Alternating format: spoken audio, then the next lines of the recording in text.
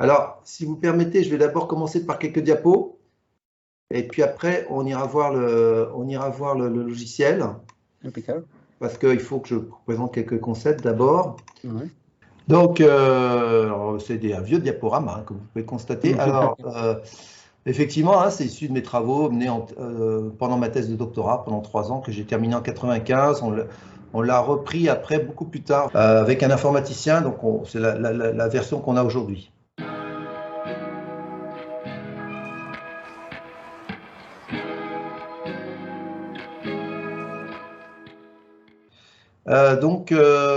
Alors je vais un peu vite hein, au début, Ouais, parce que je pense que c'est le plus important. L'idée, c'est effectivement, alors le GeoVerif, ça va avoir un petit peu cette interface-là qu'on voit à droite. La seule donnée en entrée, ce sont des fichiers texte avec les coordonnées des points qu'on a, des points digitalisés, alors qui proviennent soit d'une pièce réelle, alors c'est sur cette pièce-là que je vais faire ma démo, qui a été numérisée par une machine à mesurer 3D ou tout autre équipement, hein, bras de mesure, etc. Donc par point. Soit éventuellement, ça peut être aussi le résultat, ça peut être des points complètement virtuels. Donc par exemple, la déformée d'une pièce calculée par élément fini, ben, on peut extraire et s'amuser à faire de la métrologie sur cette pièce virtuelle, quoi. Voilà. Donc on ne parle pas de CAD, il n'y a pas de... Il n'y a pas de CAO. Il n'y a pas d'entrée en CAO. Ça serait une version à laquelle j'avais pensé, effectivement, quasi automatique, enfin semi-automatique, c'était d'importer la CAO de la pièce. Là, en fait, la CAO, on va un peu la reconstruire dans le logiciel. Pas complètement, mais pour uniquement les surfaces dont on a besoin. C'est ce qu'on voit d'ailleurs un petit peu à l'écran. Donc voilà le principe. Et puis, le logiciel, il a très peu de menus, comme vous allez le voir. Et parce que, en fait, quel que soit ce qu'on veut contrôler, ça va toujours être la même chose. On va construire un calibre donc virtuel, puisque c'est complètement numérique.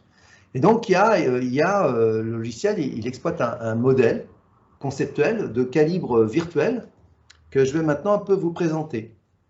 Donc, en fait,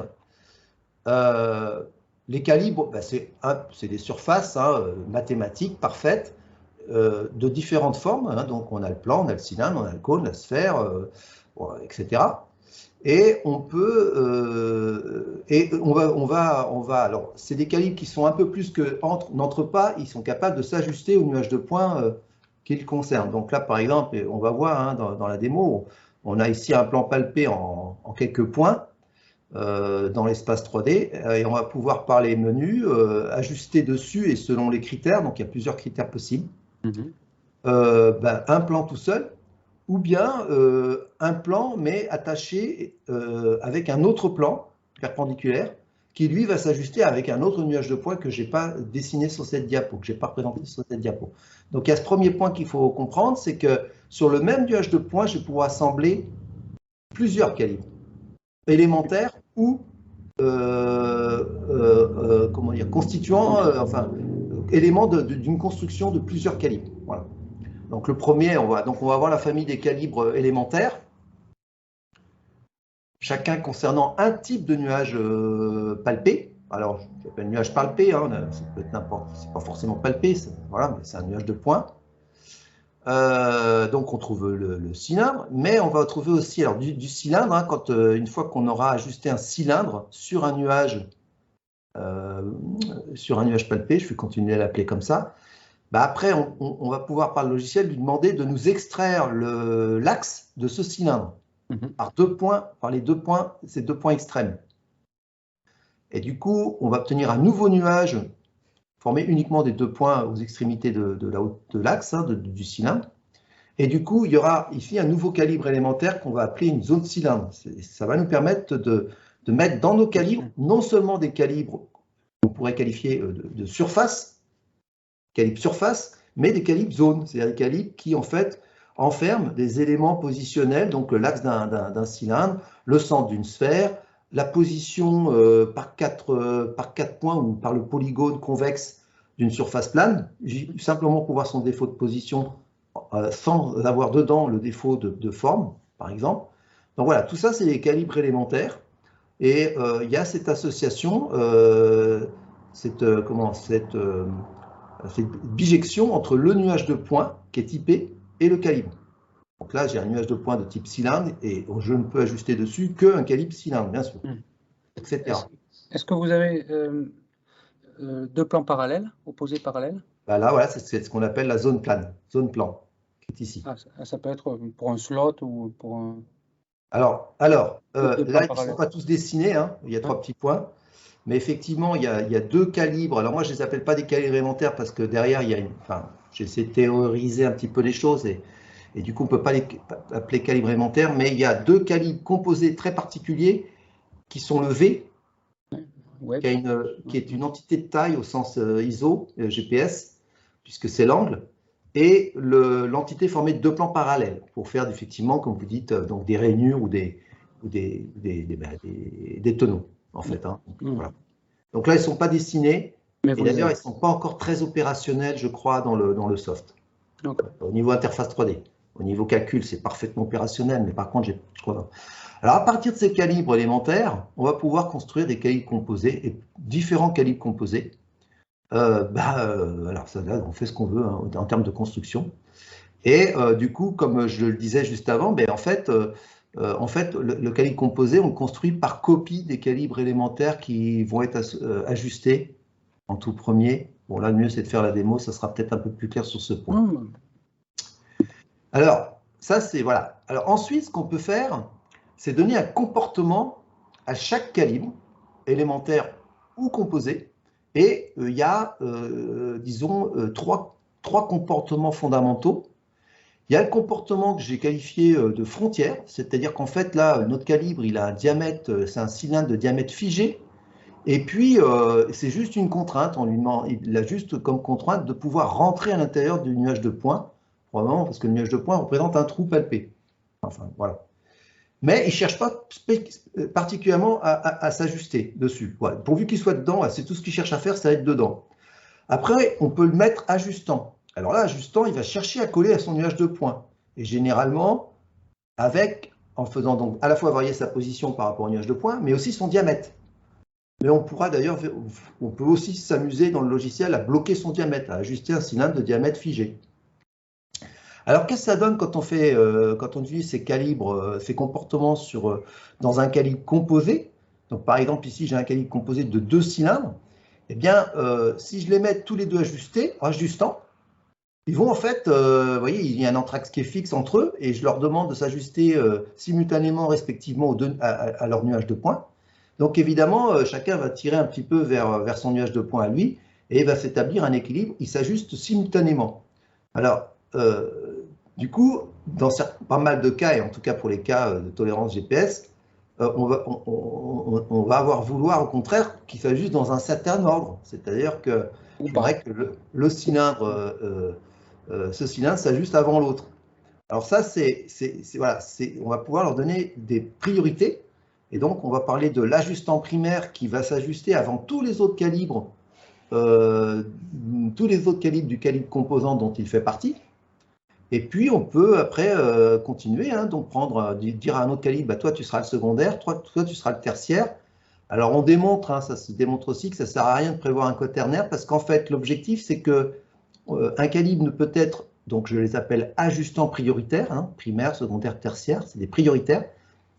Et un calibre dans un calibre composé ne peut être prioritaire que s'il supprime des mobilités du calibre composé par rapport au nuage de points. S'il n'en supprime pas, il ne peut pas prendre ce comportement, parce que ça n'aurait pas de sens, et autant qu'il s'ajuste en même temps que les autres. Ça ne changera rien à la position du calibre composé. Bon, ça, là encore, je pense qu'une démo permettra éventuellement de voir ça.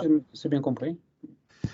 Donc voilà, ça c'est la première propriété des calibres. Hein. Donc on va voir, hein, quand on prendra un calibre, on choisira son comportement. En fait, au total, on en a 4, hein, le frontière, l'ajustant primaire, l'ajustant secondaire, l'ajustant tertiaire. Quand je vois l'ajustant en dessous, SEI, SEI au carré, IMAX. Ça veut dire que quand on les met ajustants, on a le choix du critère. SEI2, c'est les moindres carrés, au milieu du nuage de points. EIMAX, il cherche à minimiser le plus grand des écarts, ce qu'on appelle des fois le critère du défaut de forme mini ou le Chebyshev. OK. Et SEI, c'est L1. C'est la norme, non, c'est la norme L infini. Ah oui, L infini. L1, c'est L1, c'est celui-ci. C'est la somme des EI. Alors, ce critère-là, il est très peu développé dans les softs, du marché. Et ça, c'est le critère que moi, j'ai introduit pendant ma thèse. Okay.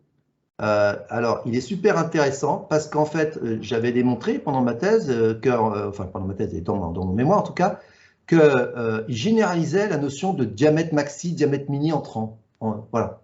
C'est-à-dire que si vous voulez la somme des EI, hein, donc on minimise la somme des écarts qui ont tous même signe parce que mon calibre, il est à l'intérieur des nuages de points. C'est la contrainte que je lui donne, hein, ça c'est vraiment fait pour les calibres, c'est-à-dire le Sinan est d'un seul côté du nuage de points, il ne traverse pas, il n'y a pas des points à l'intérieur, des points à l'extérieur, ils sont tous du même côté, du coup ils ont tous du même signe, du coup je peux en faire la somme et chercher à la minimiser. En théorie, vous pourriez toujours, en réduisant le diamètre, vous remettre dans une situation où Oui, le cylindre est à l'intérieur. Oui, parce qu'après c'est comme, je cherche à la minimiser la somme des écarts, donc je vais être obligé d'augmenter le diamètre. Et donc effectivement, la somme des écarts, le SEI là, et ce critère, sa minimisation, ça consiste à maximiser le diamètre pour un trou. Pour un arbre, ça va consister à minimiser le diamètre. Voilà. Donc en fait, ça généralise ce critère qui a été introduit il y a très longtemps par un collègue qui est à la retraite aujourd'hui, à l'UNS de Cachan, hein, qui avait travaillé là-dessus. Voilà. Donc on va avoir le choix de ces 3 critères pour tous les calibres en fait. Hein. Alors évidemment, sauf pour le frontière, puisque le frontière, comme je le disais, il n'est pas ajustant. Donc il n'y a pas besoin de critères d'ajustement puisqu'il ne l'est pas. Là, donnez-moi un exemple d'utilisation frontière. Alors, par exemple, quand vous avez, on va le voir juste après, puisque typiquement, c'est le comportement qu'on va prendre quand on va vouloir faire des états virtuels définis par le maximum de matière. Okay, ouais. Maximum de matière, c'est ce qu'on appelle du tolérancement par calibre, et c'est du calibre rigide, quoi. Ça rentre pas. D'ailleurs, on peut très bien construire des calibres physiques pour contrôler les exigences maximum de matière. Donc voilà, c'est surtout à ça que ça va servir. En réalité, c'est vrai que moi, je m'en sers très très peu de ce comportement, parce que de toute façon, qui peut le plus peut le moins. Donc de toute façon, si je le mets ajustant, je peux très bien vérifier après coup que il est plus grand que le frontière de diamètre 10, par exemple. Donc voilà, ça sert, ça va vraiment être absolument nécessaire quand on va avoir la référence d'une tolérance géométrique prise en maximum de matière. Donc un grand A, M encerclé, quoi. Là, quand on prend les références avec l'exigence maximum de matière, là, il n'y a pas le choix, il faut des calibres frontières. C'est obligatoire. Deuxième propriété des calibres, c'est ce que j'appelle les mobilités propres. C'est-à-dire qu'on peut donner à un calibre jusqu'à 6 mobilités. Par défaut, il n'en a pas. C'est-à-dire que quand je le construis, il n'a aucun mouvement possible par rapport aux autres calibres. On va définir sa position. Par contre, je peux très bien, à l'un comme à plusieurs, leur donner des degrés de liberté, lui dire, bon, toi, voilà, tu restes perpendiculaire au plan, mais tu peux te translater selon X, par exemple, ou selon Y. Donc, on peut donner jusqu'à 6 mobilités. Alors, par exemple, là, vous voyez, ça permet de mesurer un anthrax entre 2 cylindres, chose qui n'est pas facile par les métrologies classiques, où on aurait 2 cylindres associés, pas tout à fait pas parallèles, pas parfaitement parallèles. Donc, c'est quoi la distance entre 2 cylindres pas parallèles? C'est le truc qui coince un petit peu en métrologie 3D. Avec GeoVeris, ce n'est pas un problème du tout, puisque par construction, les cylindres sont parallèles. C'est de la CAO. Et je donne un degré de liberté qui permet de mesurer l'anthrax. Donc là, on a une solution pour mesurer des choses qui, bon, des fois, paraissent compliquées. Voilà un petit peu le modèle. Donc c'est très, très, très simple, en fait. Et puis là, on va voir différentes utilisations. Alors, bon, je prétends qu'on peut mesurer toute tolérance géométrique ISO avec ce modèle. Je vais, là, dans la suite, plutôt focaliser sur une tolérance de position avec du maximum de matière. On va voir aussi les références et systèmes de référence. Et donc, c'est la première utilisation du logiciel, hein, c'est le contrôle de tolérance géométrique GPS ISO. Ça, il s'en inspire clairement et il a été fait pour ça. Mais grâce aux mobilités dont je parlais juste avant, on va en fait pouvoir mesurer, faire du mesurage d'écart de position ou d'orientation. C'est ce qu'on disait à l'instant. C'est-à-dire que dès lors que je lui donnais une petite mobilité de translation, du coup, une fois ajusté, je vais avoir la valeur de sa translation. Et donc, je connais l'écart sur l'anthrax. Est-ce qu'on peut visualiser ces écarts ou c'est juste des tables numériques? Ouais. Non, ils vont être affichés, on va les voir. Et puis, troisième utilisation, vu que le logiciel s'appuie sur ce modèle conceptuel, cette théorie des calibres, ben en fait, on peut faire de la vérification de tolérance. C'est-à-dire que quand on a une tolérance sur un dessin, si on n'arrive pas à la construire avec GeoVerif, c'est qu'il y a une erreur de spécification. Je connais ce sentiment. Donc ça, c'est intéressant. Alors, l'exemple sur lequel je vais travailler, que je vais vous présenter, c'est un petit assemblage de 3 pièces qui avait été fait dans le cadre d'une thèse sur le tolérancement. Donc, je ne sais pas si vous le voyez, là, vous l'avez vu. Oui, je vois. Voilà, donc en fait, on souhaite assembler deux plaques percées de trous par des pions avec le jeu minimum résiduel une fois assemblé. Ça a été fait ici. Voilà, donc là, il y a très peu de jeux, ça s'assemble, il y a très peu de jeux, et on veut in fine que les deux allésages centraux soient pour le coup alignés. Donc, cas classique de 2 cartères dont on veut assurer la coaxialité des axes en entrée-sortie, quoi. Hein, donc, première condition, assemblage des 2 pièces par les 2 pions. Eh bien, ça, voilà, alors je ne détaille pas trop, mais on a mis en place un tolérancement des 2 trous qui sont ici. Tolérancé avec le tolérancement 0 maximum de matière. Donc ça, là en fait, pour contrôler ça, bah, c'est justement un calibre à construire et avec 2 piches de diamètre 8, distance de 36,7 et ça doit pouvoir rentrer dans la pièce qui aura été palpée. Ça va palper les trous bien sûr et palper le plan puisqu'on voit qu'il y a en référence quand même le plan. Le plan d'appui. Et puis après, une fois que ça c'est bon, eh bien, il faut que je vérifie que mon trou central soit bien positionné par rapport à ce groupe de 2 trous. Donc je reprends en référence le groupe des 2 trous, là, en B. Et puis par contre, là, je ne le mets pas au maximum de matière. Donc c'est une manière à voir qu'on peut aussi contrôler, bien sûr, du maximum de matière, mais aussi des choses sans maximum de matière. Parce que bon, il y a pas du... Donc là, on va avoir besoin d'un calibre élémentaire en forme de zone, une petite zone de diamètre 0,1. Voilà, donc on va essayer de faire... Donc, alors ça donne quoi en langage calibre? Eh bien, le premier, il va falloir construire un calibre composé d'un plan et de 2 cylindres. Le plan, référence A, je vais le mettre ajustant primaire pour qu'il vienne coller à la surface que j'aurais palpée ici. Et puis les 2 cylindres, j'aurais pu les prendre frontière, diamètre 8, ce qu'on disait tout à l'heure. C'est-à-dire l'état virtuel. Il faut que les trous, quel que soit leur défaut de forme, d'orientation, de position, laissent un état virtuel perpendiculaire au plan de 8 mm et à 36,07 l'un des autres. Là, on peut plutôt les mettre ajustants, comme ça on aura aussi en même temps le diamètre, c'est-à-dire quelle est la marge, quoi, finalement. Hein. Est-ce qu'on est loin du 8 ou pas? Et puis deuxième calibre, donc à chaque tolérance va correspondre un calibre finalement. Donc c'est pour ça que finalement, c'est ce que je disais, si on ne peut pas construire le calibre pour cette tolérance, c'est que cette tolérance est fausse. Et donc là, pour ce calibre-là, bah, vous voyez qu'en fait, je vais construire un autre calibre composé. En fait, je vais reprendre le premier. Non, pas tout à fait, on va voir. Mais je pourrais très bien reprendre le premier et lui ajouter une zone, un petit tube cylindrique, pour vérifier que l'axe de ce cylindre peut bien rentrer dans cette petite zone cylindrique. Voilà. Donc, c'est ce qu'on va essayer de faire. Et je vais essayer de suivre un petit peu cette ordre de démo. Mais bon, je l'ai en tête, hein, ça va aller assez vite. Donc, voilà le logiciel. Ah ouais. Donc, très peu de menus. En fait, on se sert essentiellement de ces boutons-là. Donc, premier bouton, je vais charger un nuage de points. Alors, je vous montre quand même au passage ce que contient ce nuage de points, ce fichier. Alors, je l'ouvre. Ouais, je peux faire comme ça, je pense. Bon, c'est du fichier texte, hein, classique. Hein, là, il faut dans le bloc-notes. J'ai les coordonnées du premier point, X, Y, Z. Je donne un premier point dans le vide. Okay. Généralement au-dessus du premier. Et ici, vous avez la constante du palpeur. Donc là, ici, effectivement, on met un peu ce qu'on veut. Mais en général, moi, je récupère la constante palpeur issue de l'étalonnage du stylet de palpage de la machine mesure 3D.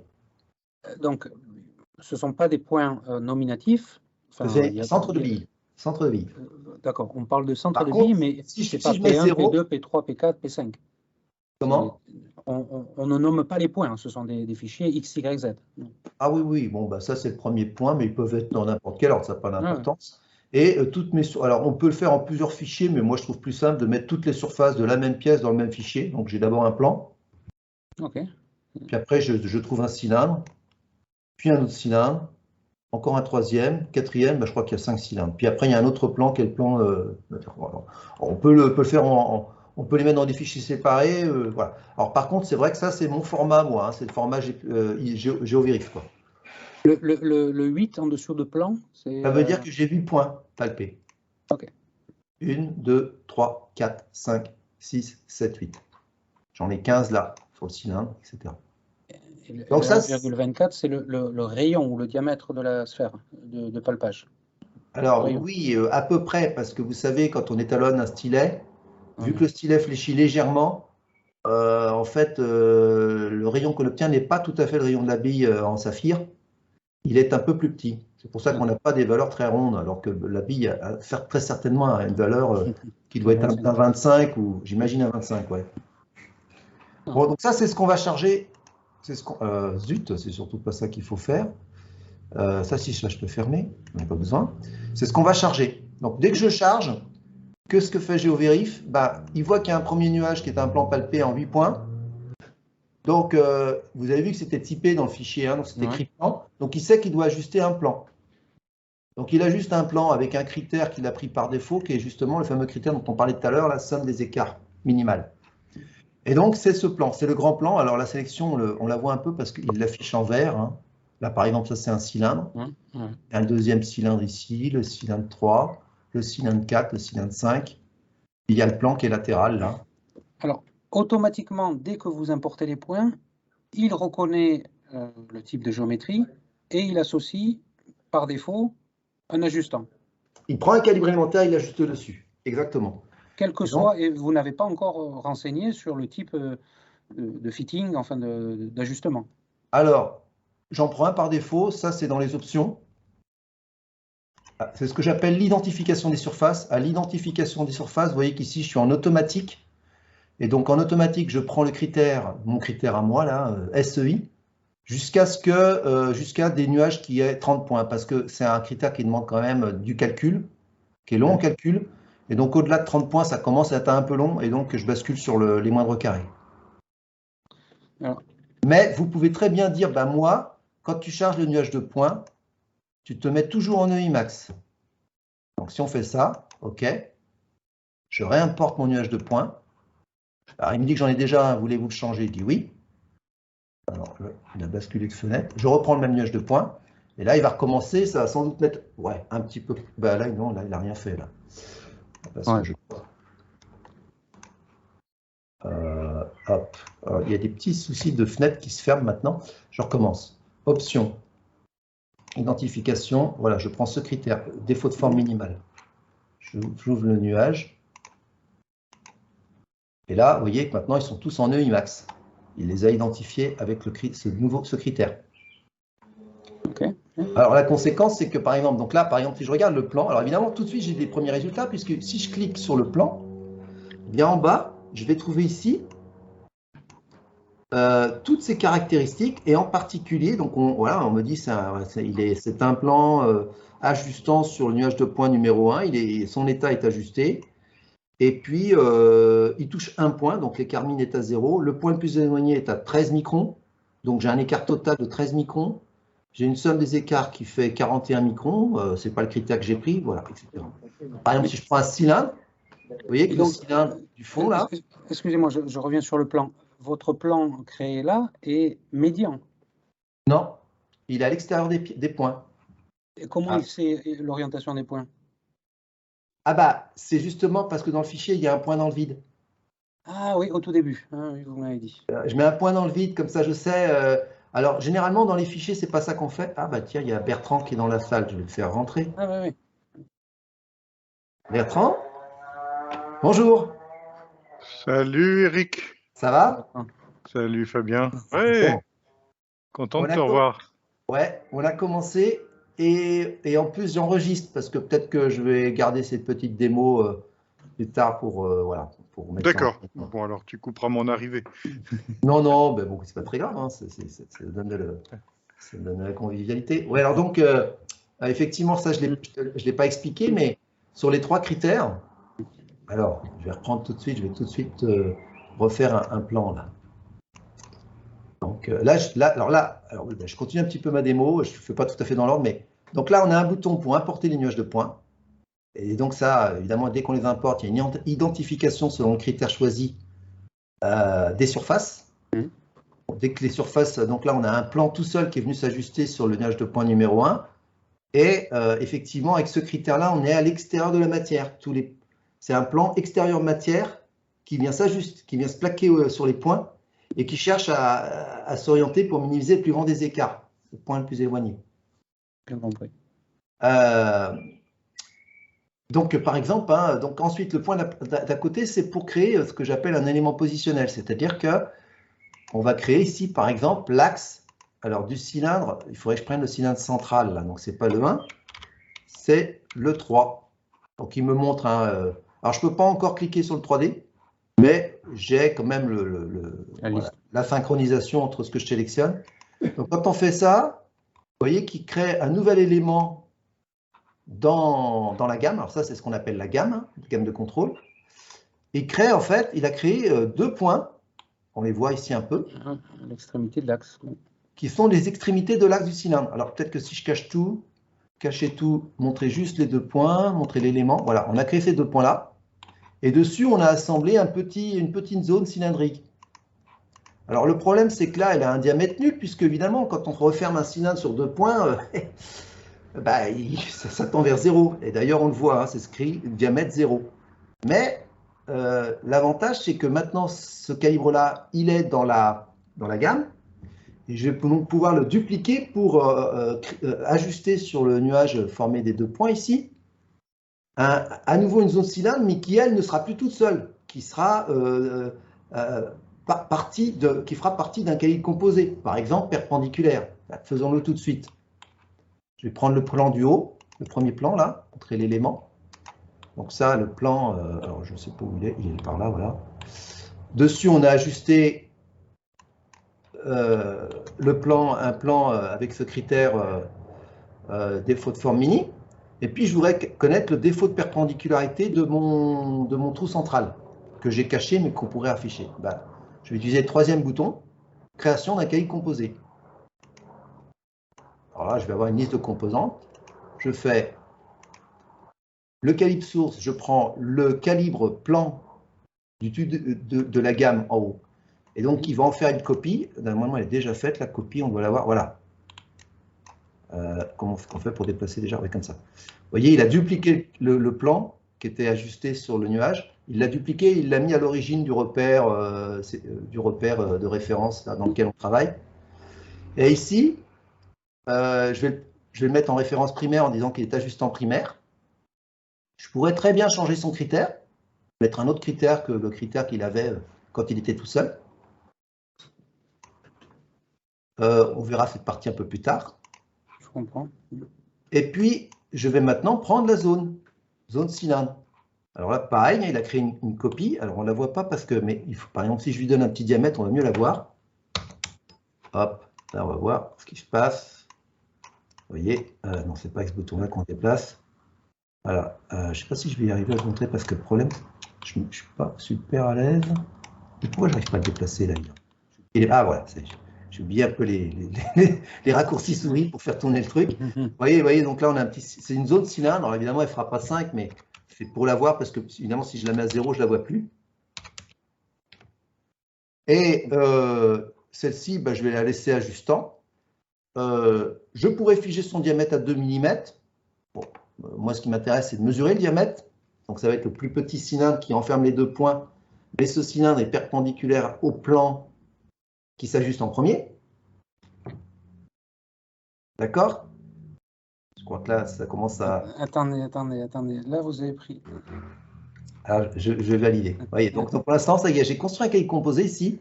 Il y a un plan ajustant primaire. Alors, voilà, il est rouge. J'ai un code couleur. rouge c'est ajustant primaire. Et on a mis, alors je ne sais pas pourquoi le zoom me finit par me cacher le truc, il y a un petit cylindre là. Ouais. Ouais, sur le 3D, l'affichage 3D, ça merdouille un petit peu. Ouais, voilà, on ouais. Ouais, mais il sort de la zone de visualisation. Il y a un petit cylindre que j'ai pris, bon, je lui ai donné un rayon de 2 mm, mais peu importe, je pouvais le laisser à Juste 0. pour le voir. C'est juste pour le voir. Et j'ai mis, j'ai pas changé son orientation, donc il est perpendiculaire. Alors, quand même ça, il faut que je vous le montre. C'est-à-dire que bien sûr, je peux lui donner une toute autre position, et en particulier, je peux l'orienter. Par exemple, je peux le mettre à 30 degrés. Est-ce que vous voyez là Oui, je le vois sur donc, l'orientation. c'est par cette zone-là qu'en fait, on reconstruit la CAO de la pièce, quoi, la CAO parfaite, quoi. Je peux le déplacer, hein, bien sûr, je peux m'amuser à le déplacer en Z, mais bon, vrai dire, on a une visualisation sur une certaine longueur, mais en fait, toutes ces entités sont d'étendue infinie, en fait, hein, mathématiquement, elles sont délimitées pour être visualisées, mais en réalité, mathématiquement, c'est infini. Donc, c'est pour ça que, bon, les décalés, ça ne sert pas à grand-chose. Ça peut avoir une utilité.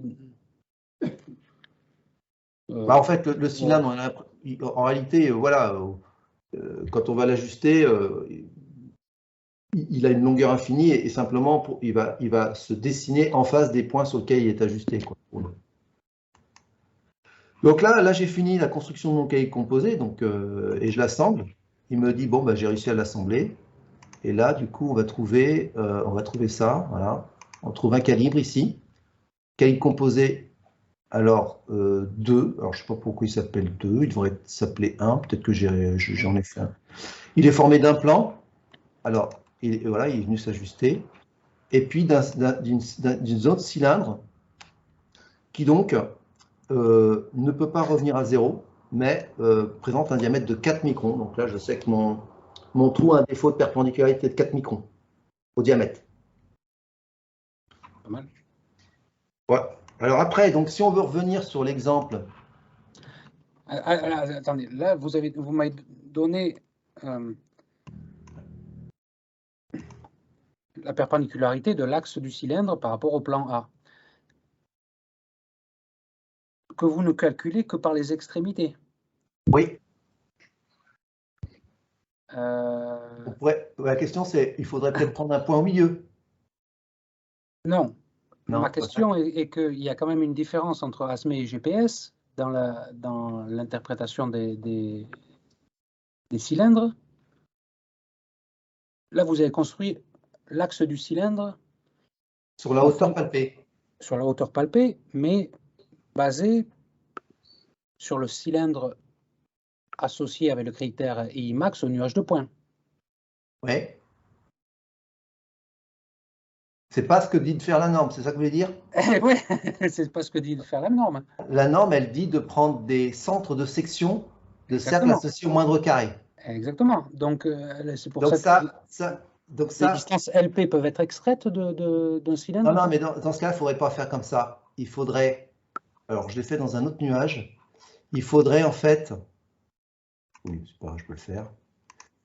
Il faudrait dans le nuage de points, alors ça c'est tout récent, c'est un truc que j'ai développé il y a moins d'un an, plutôt que de mettre des cylindres dans le nuage de points, en fait ce cylindre, il faudrait le découper par section. Par tranche. Ouais. Et donc ça, j'ai un autre exemple où je l'ai fait, ça marche très bien. Et au lieu d'écrire cylindre, on écrit cercle. Et à ce moment-là, quand on va le charger, bah, le cylindre, il ne va pas apparaître comme celui-ci. Hein. Voilà. On va voir plein de cercles avec leur centre. Donc là, par contre, on sera parfaitement ISO. Parce que si je dis que ces cercles qui doivent s'ajuster au cercle palpé par le critère des moindres carrés, bah, je vais obtenir des points de centre cercle moindre carré. Donc là, je suis parfaitement ISO. Je mets tout ça dans une zone et j'ai la perpendicularisé au sens exact de l'ISO. Excusez-moi d'être pointilleux, mais là, c'est normal. Pointilleux. Pour définir ces cercles, on part initialement d'un cylindre gaussien Gaussien pour trouver l'axe et ensuite aller prendre... Ouais, mais alors là, je pense que vous êtes dans le deuxième ou troisième ordre. Hein. C'est-à-dire que ce que ça suppose là, c'est qu'on palpe, la section de façon perpendiculaire quand même à l'axe, quoi. Et donc, effectivement, on pourrait s'amuser, mais si on prend cette précaution au palpage, la première étape qui consiste à associer un cylindre et le moindre carré pour repalper derrière, parce que le problème c'est qu'il faut repalper une deuxième fois quand on veut suivre la norme. Parce que si j'ai sur mon trou des points n'importe où qui ne sont pas dans des sections, bah du coup, évidemment, je ne vais pas pouvoir construire des cercles, il faut les repalper. Donc c'est extrêmement lourd en réalité. Là, je pense ça me paraît un peu trop compliqué ce truc-là. Mais alors, nous, en tout cas, pour le mettre en œuvre assez simplement, c'est de palper des sections en faisant. On peut le faire hein, sur la MMT. Sur la MMT, on palpe d'abord le cylindre, on se dégauchit par rapport à son axe et on repalpe des cercles. Et moi, je vais traiter ces cercles et pas le cylindre. Bien compris. Pour y arriver comme ça. Est-ce que vous pourriez imaginer une solution où les points venant d'un scanner où la densité est quand même bien plus importante, définir une zone d'acceptance, on va dire. Pas... Oui, mais enfin, on ne sera pas dans l'ISO, là, pour le coup non plus. Ben là, on ne l'est pas non plus.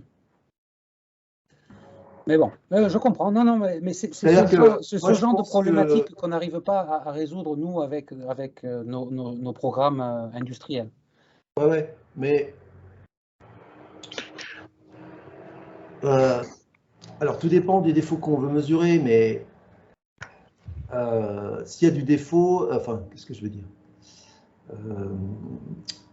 c'est-à-dire qu'en plus, je pense que vouloir prendre énormément de points sur une surface pour mesurer, pour faire de la métrologie, sauf avoir des softs qui répondent à toute vitesse, mais en fait, ça ne sert pas à grand-chose.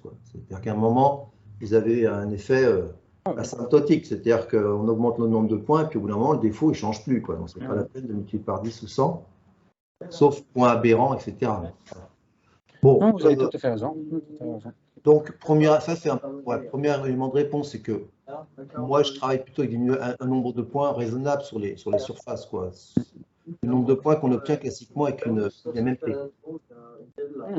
On entend une troisième voix, je crois. Là. Oui, excusez-moi, je partage mon bureau avec d'autres collègues. Ah oui, d'accord. Et qu'il y a une visite. Excusez-moi. Je ne peux pas faire différemment. Non, pas de souci. Donc, bon, voilà. Bon, ça serait effectivement des alors, on revient à l'exemple. Oui, est-ce qu'on va essayer de contrôler cette tolérance-là? Ouais. Alors, je vais faire en deux temps. C'est-à-dire que, alors, on va tout réafficher, montrer tout.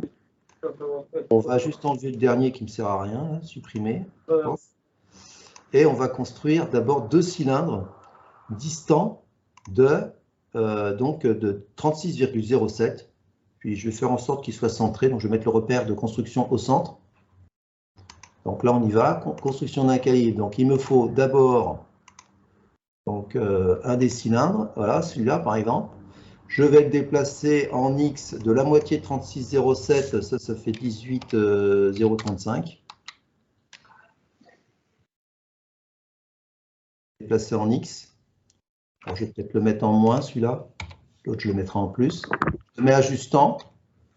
Je vais prendre ce critère, par exemple. Ouais, ça va bien. Et puis, je vais prendre l'autre. Voilà. Donc, je fais une copie du cylindre. Je le pose là sur la base. Et celui-là, je le décale à 18,035. Donc, entre les deux, j'ai 36,07 maintenant.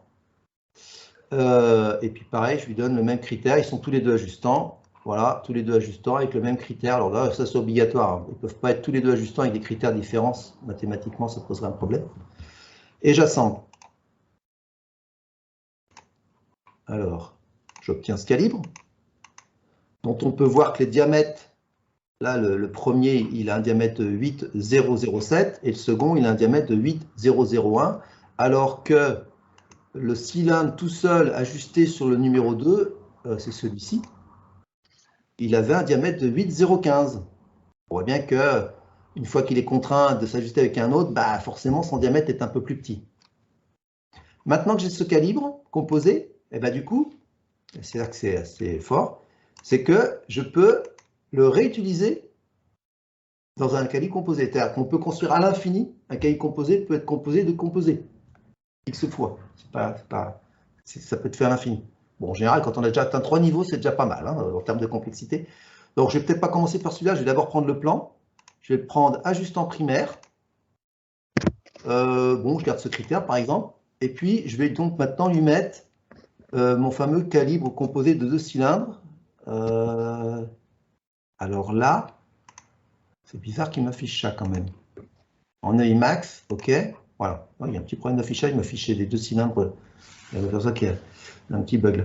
Mais voilà, donc là, ici, on a bien maintenant un cylindre, un plan ajustant primaire. Alors, j'aimerais bien afficher, voilà, qui est rouge, et associé avec un autre calibre qui lui est composé de 2 cylindres à 36,07. Et j'assemble. Alors, est-ce que vous pourriez là m'indiquer comment les cylindres ont été créés? Comment ont-ils su que c'était intérieur matière ou extérieur matière là? C'est le critère. Critère EIMAX, c'est extérieur matière, toujours dans mon logiciel. Oui, d'accord, mais où est l'intérieur de la matière là? Eh ben, il le retrouve avec le point. Eh oui, oui, alors initialement, il a été identifié, donc il sait maintenant que c'est un trou, quoi. Au départ, on a un point dans le vide dans le nuage de points, donc je sais que c'est un cylindre intérieur. Mais vous avez défini un point dans le vide pour tous les nuages de points. Ah non, non, pour chaque. Ah, ok. Pour chaque, okay. Ben non, parce que je ne peux okay. pas le faire pour tous, parce que je serais pas honnête. Non, non, c'est chaque nuage qui a un point. En fait, c'est assez simple, c'est quand on vient palper le premier point, avant de le palper, on s'arrête et on acquiert le point. D'accord. On acquiert le point dans le vide et hop, on va palper le premier point. Donc là, ça y est, j'ai un point dans le vide et je le fais pour chaque surface, bien sûr. Ah non, sinon ça ne marcherait pas. Merci. Donc là, alors, ce qu'on peut vérifier maintenant, une fois assemblé, c'est que on a bien des diamètres supérieurs à 8, puisque c'est effectivement la condition hein, de pouvoir faire rentrer 2 cylindres d'au moins diamètre 8 dans les. Et donc là, ici, on voit que la pièce, alors celui-ci fait 8,01 et celui-là fait tout juste 8. Donc ça passe, et c'est tout juste. C'est tout juste. Il n'y a pas beaucoup de marge. Voilà, alors, ben voilà, hein, on vient de contrôler cette tolérance. Alors après, si je veux contrôler celle-ci maintenant, eh bien, il faut que je reprenne il faut que je refasse un calibre et je vais mettre ces deux-là en ajustant secondaire. Parce que là, ce qu'on voit bien, c'est que la référence secondaire, ce n'est pas une référence simple, elle est composée de 2 cylindres. C'est la référence B. Donc ben là c'est presque aussi simple à faire. Hein. Je vais faire un nouveau calibre, ajustant primaire. Je reprends le calibre numéro 3. Je vais le mettre ajustant secondaire, celui-là. Voilà. Et maintenant, je prends la zone. La zone. Voilà, alors pareil, je vais pas non plus mettre le millimètre pour la voir. Le millimètre suffira. Et je la mets ajustante. Elle va s'ajuster en tout dernier, une fois que les références seront ajustées, hein, que les premiers seront ajustés. Et ça va mesurer donc le défaut de localisation du trou central par rapport à ce système de référence formé d'implants et références secondaires de cylindres. Poche. Alors voilà. Et ici, je vais avoir. Donc je retrouve, voilà, hein, alors je retrouve à chaque fois dans mon cahier composé, je retrouve, je peux voir leur défaut. Hein, donc ici, on trouve notre composé de 2 cylindres.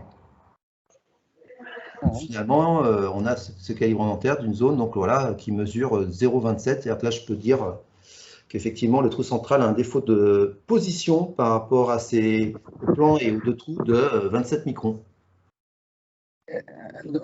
Est-ce qu'on peut visualiser ces écarts? En 3D, là, sur 3D? Ouais. Les visualiser, comment? Parce que ce qu'on peut visualiser, c'est... alors, il faudrait zoomer très fortement et surtout, il faudrait afficher les points. J'ai pas de moustache, quoi. Je ne trace pas de moustache pour l'instant qui permettrait de montrer les écarts, des choses comme ça en 3D, ça marche. J'ai pas ça. Mais je vais faire montrer tout. On voit les points, donc c'est vrai qu'à un moment, quand on zoome, on arrive à voir un petit peu, c'est pas tout facile, on arrive à voir, mais Typiquement, effectivement, les écarts à chaque point, il faudrait exagérer, il faudrait mettre des petits segments de couleurs pour représenter leurs écarts, par exemple. Ouais. Ça, pour l'instant, ça n'a pas été fait. Non, c'est quand même anecdotique la visualisation de l'écart. Quand je vois que le résultat est affiché en bas, je suis quand même réellement impressionné par à la fois la simplicité, ouais. mais on peut tout attaquer. On peut tout faire. On peut tout faire de façon très simple.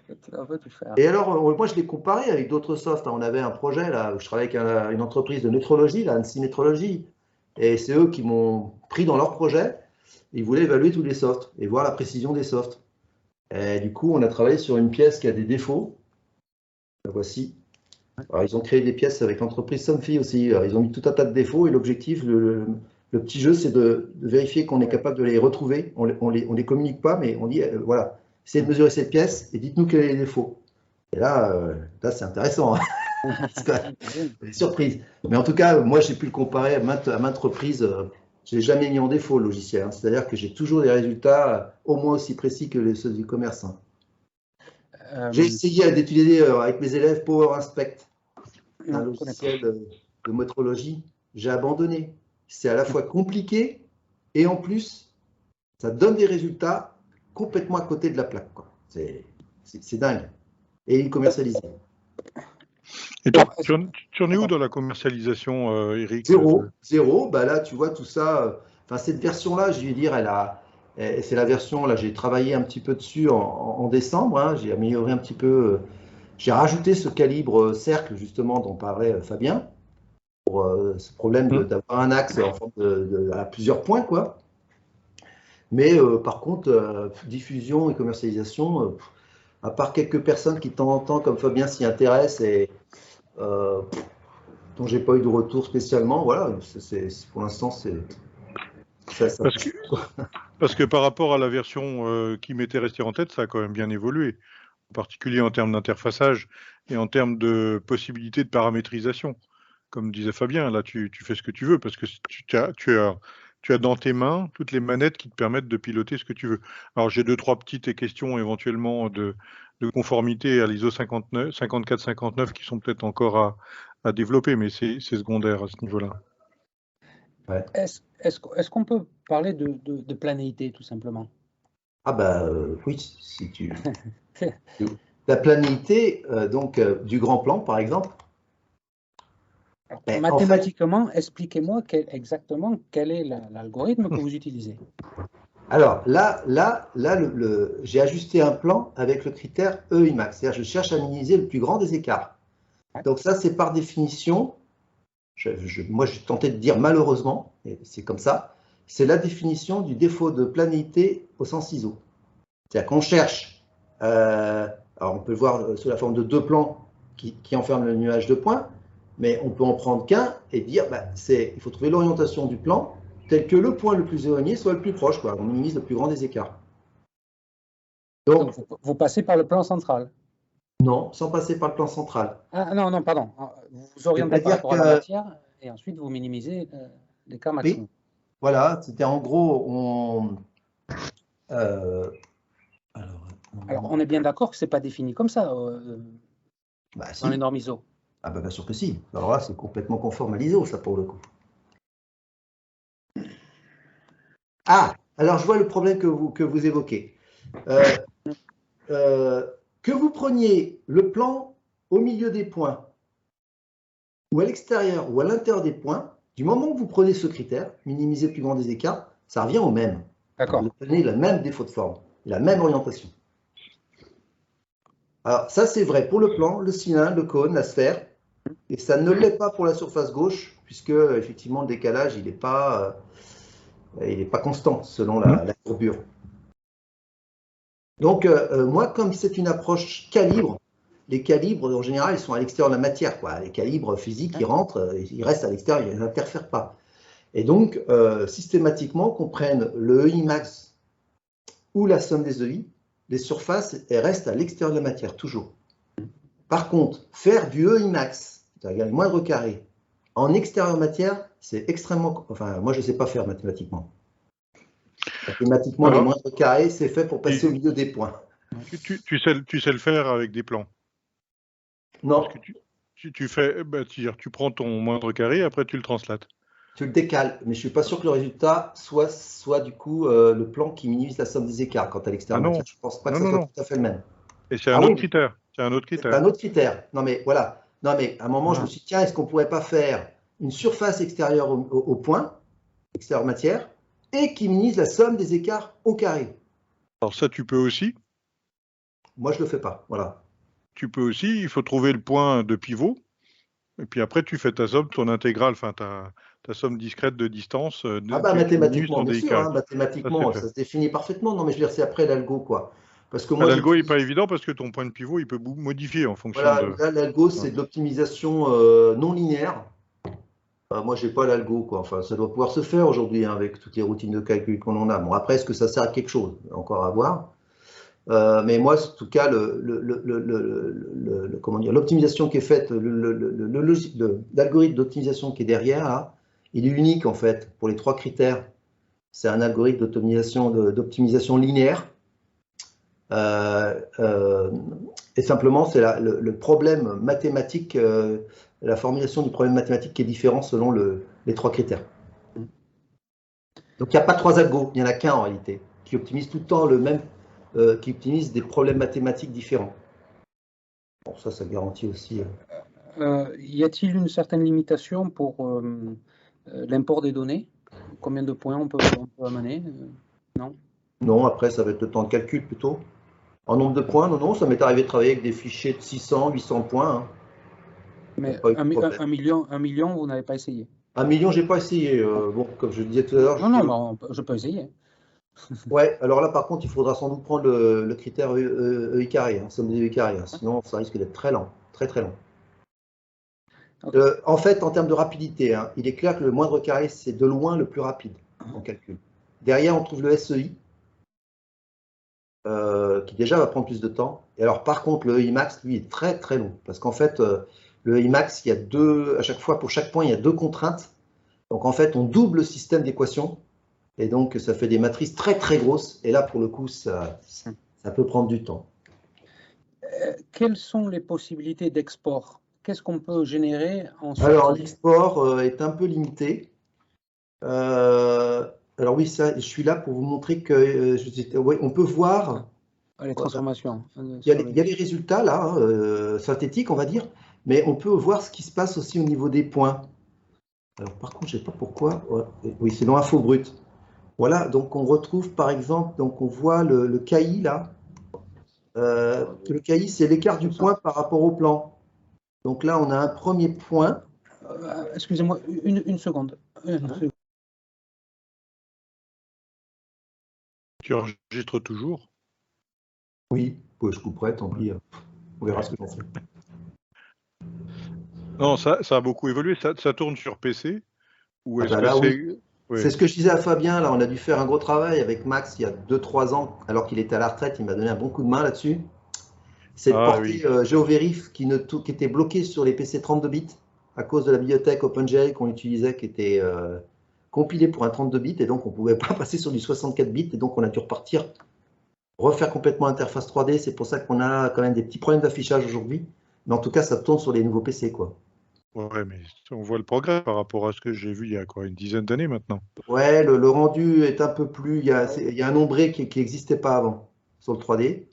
Mais en termes de fonctionnalité, ça n'a pas tellement changé. Alors moi, j'ai retravaillé sur les icônes, ils sont plus jolis, etc. Ouais, on a fait un certain nombre d'améliorations. Oui, non, mais l'interface, tu passes de quelque chose qui est encore très recherche à quelque chose qui est exploitable justement dans un contexte d'ingénierie. Ouais. Ah bah là, clairement, ça peut être mis dans les mains. Là, je suis en train de chercher ce qui me manque. Alors, bien sûr, c'est pas aussi... L'extraction, vous étiez sur l'export. Pardon, oui. Si alors, l'export, il n'y a rien qui permet de faire fichier exporté. Hein. Alors qu'est-ce que ça fait, ça, exporter une image de points? Je ne sais même pas ce que ça fait, ce truc-là. Je n'ai jamais regardé. Parce que tout n'est pas de moi là-dedans. Hein. Moi, j'ai développé les algos de calcul, mais l'interface, c'était un ingénieur informaticien qui me l'a fait. Hein. Donc, je suis en train de la reprendre parce que cette personne est malheureusement disparue aujourd'hui. Donc, voilà, je l'ai pu pour travailler dessus. Mais donc, l'export des résultats, typiquement, on ne l'a pas. L'export d'une image de points, ça ne sert pas à grand-chose puisqu'on les avait déjà. Donc en fait, l'export, ça va être essentiellement du copier-coller. CTRL-C, coller. Y compris pour ça. Ici, ça, vous pouvez très bien. Alors déjà, on peut décaler les cellules. On peut les ratatiner, là, normalement, si je... Ah, ben, je pouvais le faire. Pourquoi j'y arrive pas, là? Ah, ben... Vous l'avez fait with... Ah, ça y est, il avait... Ouais. Ah, par contre, c'est pas... Oui. On voit pas ce qu'on fait en direct, quoi. Bon, donc là, je peux faire ça, voilà, comme ça. CTRL-C. Et puis peut-être le coller dans un Excel. Je m'en sers rarement, mais ça va pouvoir marcher, je pense. Voilà, donc l'export aujourd'hui, c'est export manuel plutôt. Donc c'est sûr que tout ça, c'est des fonctionnalités. Il n'y a rien d'intelligent là-dedans dans ce genre de fonctionnalités. C'est du développement logiciel, mais malgré tout, voilà, il faut du temps pour le faire. Non, mais on peut retrouver l'axe d'un cylindre. Voilà, vous voyez, là, j'ai fait un copier-coller direct dans Excel. Bon, malgré tout, c'est propre, quoi. Hein. Ah oui, c'est très propre. Donc, il faudrait que je récupère effectivement les en-têtes. Et puis, je peux mettre dessous dans mon Excel tous les plans, tous les cylindres. Et donc, pour revenir aussi à une des questions que vous posiez, effectivement, la planité, je l'ai là, hein, ce qu'on disait tout à l'heure. Dans les options. Ouais. C'est pas SEI, c'est EIMAX. Alors, par contre, ah voilà, il est là. EIMAX. 13 microns. Je les ai déplacés, donc effectivement, ça a bougé. Voilà, et puis, donc après, alors, ce qu'on peut faire une fois qu'on a fini ça, bien sûr, c'est enregistrer la gamme. Excusez-moi, juste, est-ce que vous pourriez consulter les données d'un cylindre pour voir l'axe d'un cylindre, s'il est disponible dans les infos brutes, peut-être? Ah non, l'axe, il n'est pas... Enfin, il faut... Alors, dans les infos, dans les résultats, on a son diamètre, ici, et on a son défaut de forme, ici. Après, plus à droite, il y a d'autres caractéristiques, mais c'est pour le calcul, c'est la tolérance inertielle de Maurice Pillet que j'avais fait ça. On sait que c'est un diamètre intérieur, ouais, que c'est un cylindre intérieur, c'est un trou intérieur. Mais dans l'info brute, on a ah bah l'info brute, non, l'info brute, en fait, l'info brute, c'est le résultat au niveau de chaque point. Alors, donc typiquement, là, le KI, c'est la distance du point au cylindre. Donc on voit par exemple, alors j'ai X, Y, Z du point, et derrière, je trouve l'écart du point par rapport au cylindre. Donc là, il est à 7,8 microns. Le suivant est à 2,8 microns. Donc vous voyez qu'il n'y a pas grand-chose pour faire un affichage 3D de ces écarts. Hein. Il faudrait juste les reprendre puis de les dessiner par des bouts de segments, exagérer un peu ou colorer pour montrer un petit peu la dispersion la distance de chaque point par rapport au cylindre. Non, là, je n'ai pas l'axe. Enfin, je ne l'ai pas. Parce qu'il n'y en a pas besoin. Oui, j'en ai pas besoin, mais on a, hein, alors, si on développe l'arbre, là, vous voyez qu'on a encore d'autres choses ici, et en particulier, on voit sa position absolue et son orientation par rapport au repère général. Donc ça me donne son orientation dans l'espace. Hein. Juste par curiosité. Si tu n'as pas l'axe et que tu as que sa position et son orientation, c'est que tu as tout. Ah ben oui, évidemment, oui. Que signifie orientation en brillant? Les angles de brillant, c'est... Ouais, c'est ce que je préfère. Donc, pour définir la position d'un solide dans l'espace, il faut 6 paramètres, 3 de position, en cartésien, cylindrique ou sphérique. Donc là, ils sont en cartésien. Et après, il faut 3 angles. Les angles les plus connus en mécanique, c'est les angles de l'air. Ouais, X, Y, Z. Mais il y a d'autres systèmes. Non, c'est pas X, Y, Z, c'est Z, X, Z. Non, il y a différentes conventions Euler. Nous, on utilise certaines conventions Euler. Oui. Vous pouvez regarder. Les angles de l'air, pour moi, c'est Z, X, Z.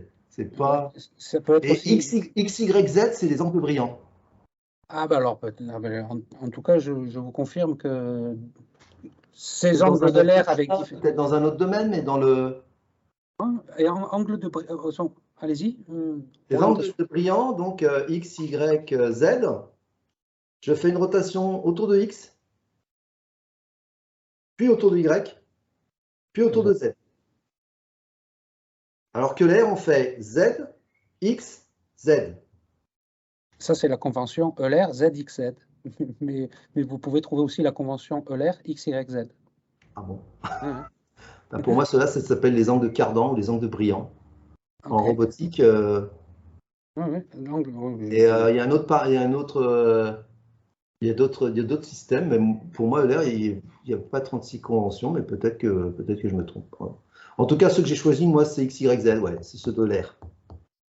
Donc là, on voit typiquement que notre cylindre, il est presque parallèle au Z du... alors, rouge, vert, bleu, hein, c'est rouge X, Y, Z. RGB. Et donc, il est quasiment parallèle au Z du repère général de palpage, là, puisqu'on a fait une petite rotation autour de X, 0,015 degrés, une toute petite rotation autour de Y, et puis évidemment rien sur Z, ça ne sert à rien. Donc, on a quand même aussi accès à ces infos-là, hein, mais qui sont en métrologie peu intéressants, puisqu'ils sont relatifs de toute façon au repère, général de palpage qui est quelconque, quoi, en fait. Non, mais dans le cas où on doit estimer par rapport à cet axe le positionnement de notre objet ou de notre surface. Ouais, je pense qu'il faudra plutôt passer par... moi, je passerai à ce moment-là par les degrés de liberté. Hein, typiquement, tout à l'heure, on parlait de mesurer l'anthrax entre les deux cylindres, par exemple, ou... bon, ben voilà, je le ferai plutôt comme ça, c'est-à-dire je ferai... je vais refaire un bien, finalement. Hein, je vais prendre... alors, ça va être le cylindre 2, je crois. Il n'est pas... Attendez. Ah voilà, oui, parce que là, il y en a un peu trop d'affichés maintenant. Je vais tout effacer parce que je ne vois plus rien. Cylindre 2. Ah oui, non, mais effectivement, ça ne marche pas comme ça. Montrez tout. Donc celui-là, il est bon. Ok, cylindre 2. Et puis, je vais prendre... alors, je vais me mettre en moindre carré pour changer un petit peu. Et puis, je vais prendre l'autre, qui doit être le 3, peut-être. Non, le 4, 5. Ah voilà, c'est lequel? C'est le 1, non? Ah, oui. Je ne le retrouve pas, mon cylindre, c'est lequel déjà? Pourquoi il ne le fiche pas en vert? Non, c'est pas celui-là. Le problème, c'est que j'ai trop de choses d'afficher. Parce que là, ils sont tous affichés. Vous voyez qu'il y a affiché aussi ceux-là. Non, c'est pas comme ça qu'il faut que je fasse. Il faut que je cache juste ça. Cacher celui-ci, cacher celui-là et cacher celui-là. Ouais, j'y vais peut-être plus clair. Nouveau cylindre. Moindre carré. Nouveau. Voilà, c'est le cylindre 2. Moindre carré. Alors, moindre carré. Et donc, alors je vais le mettre à 36,7. 36,07. Voilà, il est là. Et je vais lui dire, mais toi, comme je mesure un anthrax, je te permets de te translater en X. D'accord? J'assemble. Ouais, j'ai compris, ouais. Et du coup, ben, je vais récupérer dans ces paramètres un TX. Et donc là, j'ai un défaut sur le d'anthrax, 13 microns, mesuré par 2 cylindres parallèles s'ajustant simultanément au trou. Alors maintenant, si je veux le faire avec 2 cylindres non parallèles, c'est-à-dire j'autorise, je veux un anthrax entre les 2 cylindres, mais les 2 cylindres, j'autorise une rotation comme ça, je vais donner une mobilité en rotation. Alors forcément, au bout d'un moment, si je donne les 6 mobilités, on va mesurer quelque chose qui reviendrait à mesurer la distance point à point, quoi, point centre des 2 cylindres. On reviendra à quelque chose d'un peu plus belle, oui. Et puis, aussi intéressant, c'est que là, on a mesuré le défaut d'une surface, mais en réalité, je peux mesurer le défaut d'un calibre composé. Alors, cet exemple-là, je m'amuse à mesurer le défaut, non pas de ce trou, mais le défaut de position du groupe des 2 trous. C'est-à-dire, je prends un calibre composé, je l'utilise comme composant d'un autre calibre composé, et je dis, bah, toi, tu peux te translater. Et là, je lui ai donné une translation en X, je crois, et une rotation.